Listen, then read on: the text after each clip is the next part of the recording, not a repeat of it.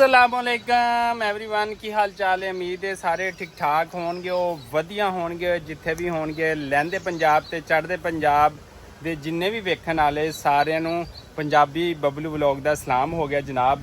ਤੇ ਵਧੀਆ ਹੋਣਗੇ ਉਮੀਦ ਕਰਦਾ ਵਾਂ। ਤੇ ਅੱਗੇ ਵਧਣ ਤੋਂ ਪਹਿਲੇ ਸਾਡੇ ਇਸ ਚੈਨਲ ਪੰਜਾਬੀ ਬਬਲੂ ਵਲੌਗ ਨੂੰ ਤੁਸੀਂ ਲਾਈਕ ਸਬਸਕ੍ਰਾਈਬ ਕਰ ਦਿਓ ਤਾਂ ਕਿ ਤੁਹਾਨੂੰ ਇਹੋ ਜਿਹੇ ਅੱਛੇ ਵਲੌਗ ਜਿਹੜੇ ਆ ਦੇਖਣ ਨੂੰ ਮਿਲਦੇ ਰਹਿਣ। ਤੇ ਜਨਾਬ ਅਸੀਂ ਅੱਜ ਹੈਗੇ ਪਿੰਡ 'ਚ ਮੌਜੂਦ ਤੇ ਬੱਦਲ ਫਿਰ ਅੱਜ ਆਏ ਹੋਏ ਨੇ। ਕਾਲੇ ਕਾਲੇ ਬਾਦਲ ਜਿਹੜੇ ਨਾ ਉਹ ਅਚਾਨਕ ਤੋਂ ਜਿਹੜੇ ਨਾ ਛਾ ਜਾਂਦੇ ਨੇ। ਆ ਵੇਖੋ ਤੁਸੀਂ ਜਨਾਬ, ਕਾਲੇ ਕਾਲੇ ਬੱਦਲ ਆਏ ਹੋਏ ਨੇ ਤੇ ਲੱਗਦਾ ਅੱਜ ਰਹਿਮਤ ਜਿਹੜੀ ਹੈ ਹੋਏਗੀ ਇਨਸ਼ਾਅੱਲਾ ਨਾਲ। ਤੇ ਦੂਸਰੀ ਗੱਲ ਇਹ ਵੇ ਕਿ ਅੱਜ ਮੈਂ ਪਿੰਡ 'ਚ ਮੌਜੂਦ ਹਾਂ ਤੇ ਥੋੜੀ ਹੀ ਦੇਰ 2-3 ਘੰਟੇ ਇਸ ਤੋਂ ਬਾਅਦ ਅਸੀਂ ਲੰਬੇ ਸਫ਼ਰ ਤੇ ਜਿਹੜਾ ਨਿਕਲ ਜਾਣਾ ਹੈ। ਤੇ ਅਸੀਂ ਜਦੋਂ ਆਉਣਾ ਹੈ ਨਾ 10 ਦਿਨ ਬਾਅਦ ਸਾਡੀ ਮੁੰਜੀ ਦੀ ਫਸਲ ਜਿਹੜੀ ਅਲਹਮਦੁਲਿਲਾ ਨਾਲ ਤਿਆਰ ਹੋ ਜਾਣੀ ਹੈ।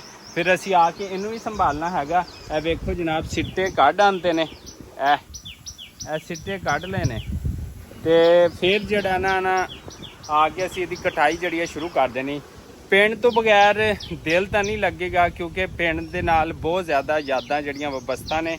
ਕੀ ਕਰੀਏ, ਕੁਝ ਕੰਮਕਾਰ ਵਾਸਤੇ ਕੁਝ ਟਰੈਵਲਿੰਗ ਵਾਸਤੇ ਬੰਦੇ ਨੂੰ ਨਿਕਲਣਾ ਪੈਂਦਾ ਹੈ, ਕੁਛ ਜ਼ਰੂਰੀ ਕੰਮ ਵੀ ਹੁੰਦੇ ਨੇ।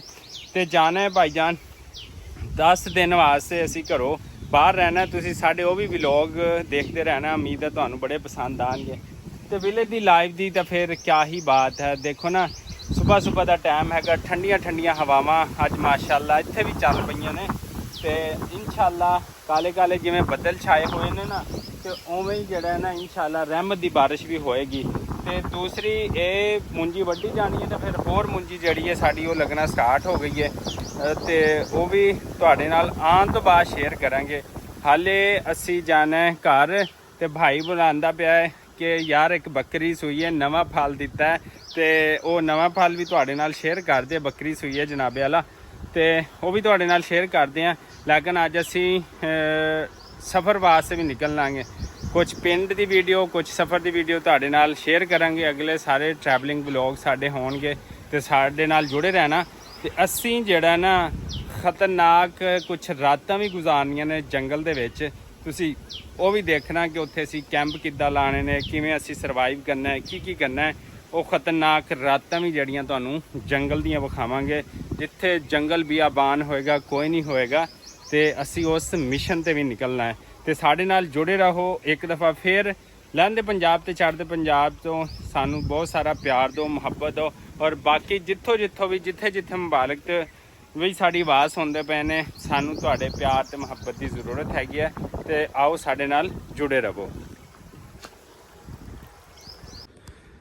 अच्छा जी, अल्हम्दुलिल्लाह रेडी हो गए हैं लंबे सफ़र के लिए। अब्बू जान ने तो इधर ही रहना है लेकिन पूछ रहे थे कि तैयारी मुकम्मल हो गई है। अल्हम्दुलिल्लाह बैग शैग जो हैं वो सारे रेडी हो गए हैं तो निकलना है लंबे सफ़र के लिए।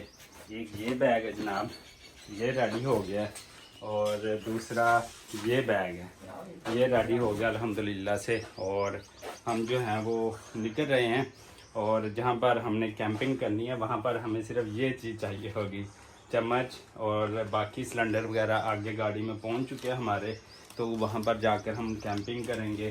जंगलों में ख़तरनाक रातें गुजारने वाले हैं।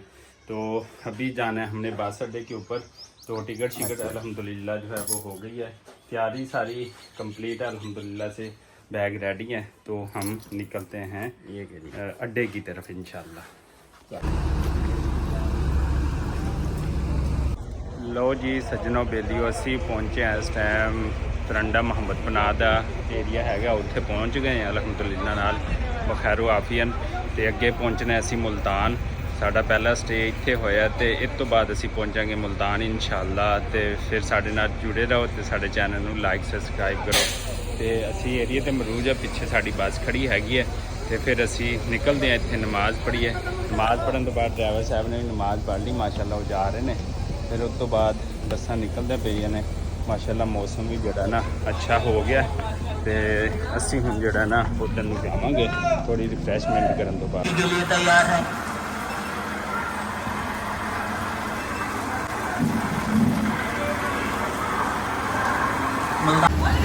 ਜਿਵੇਂ ਤੁਸੀਂ ਵੀਡੀਓ ਦੇਖਿਆ ਕਿ ਬਾਰਿਸ਼ ਫਸਟ ਟਾਈਮ ਹੋਈ ਸੀਗੀ ਤੇ ਕਾਫੀ ਹਵਸ ਤੋਂ ਬਾਅਦ ਅਲਹਮਦੁਲਿਲਾ ਫਸਟ ਬਾਰਿਸ਼ ਮੌਸਮ ਨੇ ਗਰਮੀ ਦੀ ਹੋਈ ਤੇ ਕੁਝ ਹਵਾਵਾਂ ਠੰਡੀਆਂ ਚੱਲੀਆਂ। ਅਸੀਂ ਮੁਲਤਾਨ ਡੈਵੋ ਅੱਡੇ 'ਤੇ ਪਹੁੰਚੇ ਸੀ, ਜਿੱਥੋਂ ਜਾ ਕੇ ਅਸੀਂ ਡੈਵੋ ਦੀ ਬੱਸ ਲਈ ਤੇ ਫਿਰ ਅਸੀਂ ਨਿਕਲਣਾ ਸੀ ਪਿੰਡੀ ਵਾਸਤੇ ਰਾਤ ਨੂੰ 1:30 ਤੇ ਸਾਡੀ ਉੱਥੋਂ ਬੱਸ ਨਿਕਲੀ, ਜਿਹਨੇ ਸੁਬਹ ਸਾਨੂੰ 8 ਵਜੇ ਜਿਹੜਾ ਸੀ ਨਾ ਪਹੁੰਚਾਇਆ। ਇਹ ਰਾਸਤੇ ਵਿੱਚ ਇੱਕ ਪੁਆਇੰਟ ਆਇਆ ਸੀਗਾ ਜਿੱਥੇ ਅਸੀਂ ਚਾਹ ਪੀਤੀ, ਥੋੜ੍ਹਾ ਨਾਸ਼ਤਾ ਕੀਤਾ ਤੇ ਉਸ ਤੋਂ ਬਾਅਦ ਪਿੰਡੀ ਵਾਸਤੇ ਨਿਕਲ ਗਏ ਸੀ ਅਲਹਮਦੁਲਿਲਾ।